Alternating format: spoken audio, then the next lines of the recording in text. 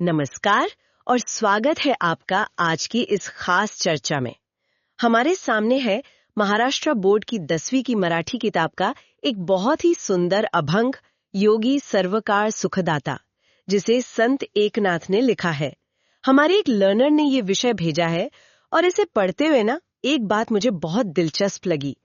देखिए, टाइटल कहता है योगी हमेशा सुख देने वाला होता है, लेकिन कविता के अंदर योगी की तुलना की गई है पानी से, और पानी को तो हम जीवन कहते हैं, है ना? जीवन का आधार। बिल्कुल। तो ये कविता एक तरह से ये दावा कर रही है कि योगी का महत्व जीवन से भी बढ़कर है। क्या यही इस कविता का मुख्य विचार है? बिल्कुल सही पकड़ा आपने। यही इस अभंग की आत्मा है। ये सिर्फ एक कविता नहीं है, ये एक बहुत साहसिक दार्शनिक तर्क है। अच्छा। और आज हमारी कोशिश इसी तर्क की परतों को खोलने की है। हम ना सिर्फ इसका भावार्थ समझेंगे, बल्कि इसे बोर्ड परीक्षा के नजरिए से इस तरह तैयार करेंगे कि हर सवाल का जवाब देना आसान हो जाए। मतलब रस ग्रहण या अप्रिसिएशन से लेकर जो भी सवाल आ सकते हैं, उन सब पर बात करेंगे। हर पहलू पर विस्तार से। तो चलिए इस वैचारिक यात्रा को शुरू करते हैं। संत एकनाथ, जिन्होंने इतनी बड़ी तुलना करने की हिम्मत की, वो खुद कौन थे? सिर्फ एक संत कवि कह देना तो शायद काफी नहीं होगा। बिल्कुल नहीं। संत एकनाथ, आप समझिए, 16वीं सदी के महाराष्ट्र के क्रांतिकारी विचारक थे। क्रांतिकारी? हाँ, वो भागवत संप्रदाय के एक बहुत महत्वपूर्ण स्तंभ थे। उनका समय था 1533 से 1599 का। उस दौर में जब ज्यादातर ज्ञान और धर्म की बातें संस्कृत में होती थीं, जो आम लोगों की समझ से बाहर थी। हाँ, बिल्कुल। संत एकनाथ ने कहा कि ईश्वर की बात लोगों की भाषा यानी मराठी में होनी चाहिए। अच्छा, तो उन्होंने एक तरह से ज्ञान का लोकतंत्रीकरण किया, उसे कुछ खास लोगों के दायरे से बाहर निकाला। एकदम सही शब्द। उन्होंने भावार्थ रामायण और चतुश्लोकी भागवत जैसे बड़े ग्रंथ लिखे, पर उनकी असली पहचान बनी उनके अभंग, गवर्णी और भारूड से। कहते हैं कि वो इतने सरल थे कि एक बार उन्होंने प्यास से तड़पते एक गधे को काशी से लाया हुआ गंगा जल पिला दिया था। अरे वाह! और जब लोगों ने टोका तो उन्होंने कहा, ईश्वर तो हर जीव में है, इस गधे में भी वही आत्मा है जो मुझ में है। उनकी यही सरलता और गहराई, वो हमें उनकी कविता में उतर कर आती हुई दिखती है। ये किस्सा तो उनके पूरे दर्शन को ही समझा देता है, और शायद यही दर्शन हमें इस कविता में भी दिखेगा, जहां वो एक योगी के आंतरिक गुणों को पानी जैसी भौतिक जरूरत से भी ऊपर रख रहे हैं। जी, वो इस कविता में दृष्टांत अलंकार का बहुत खूबसूरती से इस्तेमाल करते हैं, यानी उदाहरण देकर अपनी बात को सिद्ध करना। और उदाहरण भी पानी का, एक ऐसी चीज जिसे कोई नकार ही नहीं सकता। बिल्कुल। वो पहले पानी और योगी में समानता दिखाते हैं और फिर एक एक करके बताते हैं कि योगी पानी से बेहतर क्यों है। तो चलिए अब इस सुन्ना को परत दर परत खोलते हैं। कविता की शुरुआत होती है, जेवी चंद्रकिरण चकोरांसी पांखोवा जेवी पिलियांसी। ऐसा लग रहा है जैसे वो पहले एक आधार बना रहे हैं। हाँ, ये एक तरह का मंच तैयार करना है। वो कहते हैं, जेवी चंद्रकर्ण चकोरांसी, जिस तरह चकोर पक्षी के लिए चांद की किरणें अमृत जैसी हैं। एक मान्यता है कि चकोर चांदनी पीकर ही जीता है। अच्छा। पांखोवा जेवी पिलियांसी, जिस तरह छोटे चूजों के लिए अपनी माँ के पंखों की छांव वो सुरक्षा और प्रेम का सबसे बड़ा एहसास है। और फिर वो कहते हैं, जीवन जैसे कांजीवासी, यानी जैसे सभी जीवों के लिए पानी ही जीवन है।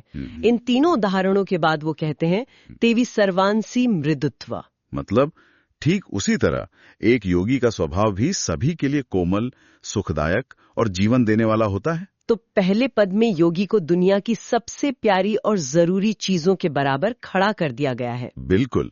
यहाँ जेवी और तेवी शब्दों से उपमा अलंकार तो साफ दिखता है, ये एक बराबरी का रिश्ता है। लेकिन यहाँ से खेल बदलता है। अच्छा। अब संत एकनाथ ये साबित करेंगे कि ये रिश्ता बराबरी का नहीं है, बल्कि योगी इसमें कहीं ज्यादा श्रेष्ठ है। और पहला अंतर आता है स्वच्छता को लेकर। हाँ, अगली पंक्तियां हैं, जड़ वरी वरी क्षाड़ी मड़, योगिया सबाह्य करी निर्मल। वरी वरी का मतलब है ऊपर ऊपर से। तो पानी सिर्फ बाहरी मैल धोता है, ये तो सीधा सा मतलब है। हाँ, लेकिन योगिया सबाह्य करी निर्मल में एक बहुत गहरा अर्थ छिपा है। हाँ, सबाह्य शब्द बना है स प्लस बाह्य प्लस अभ्यंतर, मतलब बाहर से भी और अंदर से भी। बिल्कुल।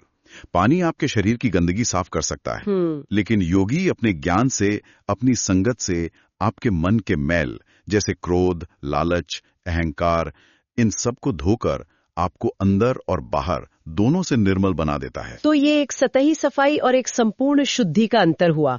एक फिजिकल क्लेंजिंग है और दूसरी स्पिरिचुअल क्लेंजिंग। ये तो बहुत बड़ा फर्क है। बहुत बड़ा। लेकिन संत एकनाथ यही नहीं रुकते हैं ना। मुझे लगता है कि वे इसके बाद सुख की प्रकृति पर भी सवाल उठाते हैं। आपने बिल्कुल सही दिशा पकड़ी। अगला अंतर सुख की अवधि और उसकी क्वालिटी को लेकर है। वो कहते हैं, उदक सुखी करी एक वेड़ा, योगी सर्वकाल सुखदाता। उदक यानी पानी। तो पानी से मिलने वाला सुख एक वेड़ यानी कुछ समय के लिए ही होता है। हाँ। प्यास लगी, पानी पिया, तृप्ति मिली, लेकिन कुछ घंटों बाद प्यास फिर लग जाएगी। वो सुख अस्थायी है। जबकि योगी सर्वकाल यानी हमेशा के लिए सुख देने वाला है। यही तो कविता का शीर्षक भी है। बिल्कुल।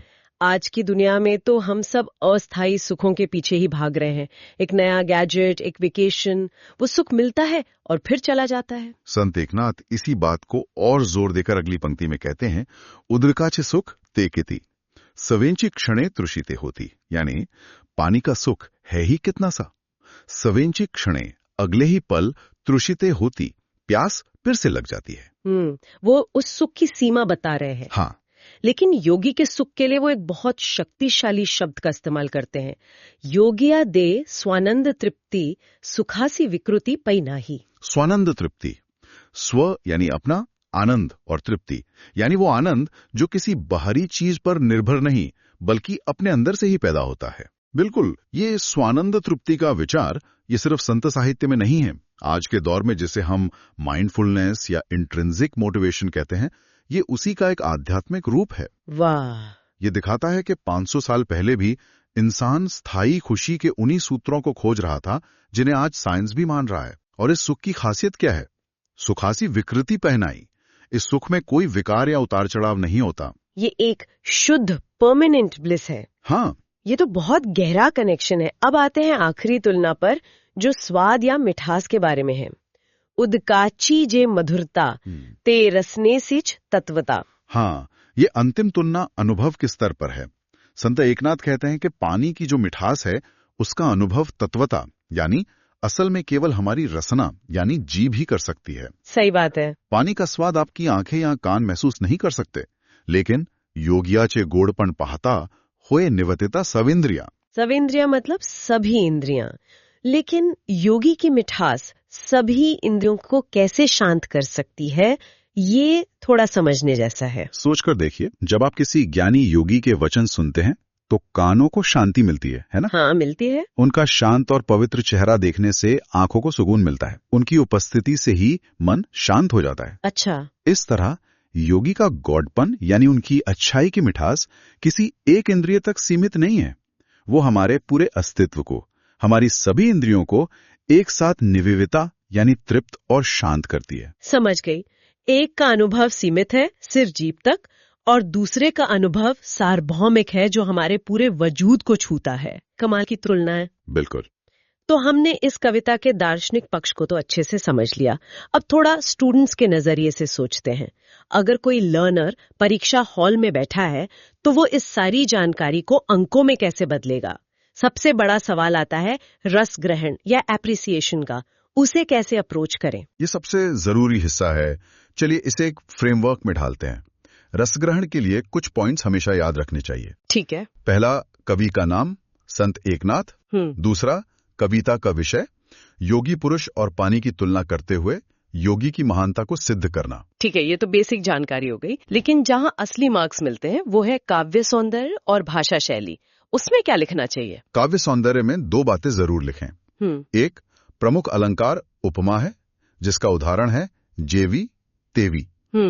दूसरा, पूरी कविता में दृष्टांत अलंकार का प्रयोग हुआ है क्योंकि कवि अपनी बात को सिद्ध करने के लिए पानी का ठोस उदाहरण दे रहे हैं। और भाषा? भाषा शैली के बारे में लिखें कि भाषा अत्यंत सरल, आम बोलचाल वाली यानी लोक भाषा है और बहुत प्रभावी है, जो संत काव्य की पहचान है। और ये कविता अभंग छंद में लिखी गई है। और रसग्रहण में एक आखिरी पॉइंट होता है कविता से मिलने वाला संदेश और ये कविता आपको क्यों पसंद आई। इसमें अक्सर स्टूडेंट्स अटक जाते हैं। संदेश में साफ साफ लिखें कि ये कविता हमें भौतिक सुखों जो कि क्षणिक हैं, उनकी बजाय आत्मिक आनंद जो स्थायी है, उसे खोजने की प्रेरणा देती है। और जीवन में एक सच्चे गुरु या मार्गदर्शक के महत्व को समझाती है। और क्यों पसंद आई मैं? उसमें आप अपनी बात लिख सकते हैं। जैसे, ये कविता इसलिए पसंद आई क्योंकि संत एकनाथ ने एक बहुत गहरे आध्यात्मिक विषय को पानी जैसे रोजमर्रा के उदाहरण से इतना सरल और प्रभावी बना दिया है कि ये बात सीधे दिल में उतर जाती है और हमेशा के लिए याद रह जाती है। ये तो एक बहुत ही क्लियर फ्रेमवर्क है। रस ग्रंथ के अलावा और किस तरह के सवाल इस कविता से बन सकते हैं? एक बहुत कॉमन सवाल है तुलना का। कविता के आधार पर योगी और पानी में अंतर स्पष्ट करें। अच्छा। इसके लिए एक टेबल बनाना सबसे अच्छा तरीका है। 3 कॉलम बनाएं, मुद्दा, पानी और योगी। अच्छा, जैसे पहला मुद्दा हो सकता है स्वच्छता, तो पानी के नीचे लिखेंगे केवल बाहरी शुद्धि और योगी के नीचे आंतरिक और बाहरी शुद्धि। बिल्कुल। दूसरा मुद्दा सुख की अवधि, पानी के नीचे क्षणिक सुख और योगी के नीचे स्थायी आनंद सर्वकाल। और तीसरा मिठास का अनुभव, पानी के नीचे केवल जीभ को तृप्ति और योगी के नीचे सभी इंद्रियों को तृप्ति। एकदम सही। ये टेबल बनाने से जवाब बहुत साफ और प्रभावशाली दिखता है। ये तो रिवीजन के लिए भी एक बेहतरीन टूल है। और कोई सवाल? क्या स्वमत यानी पर्सनल ओपिनियन पर भी प्रश्न आ सकता है? हाँ, बिल्कुल आ सकता है।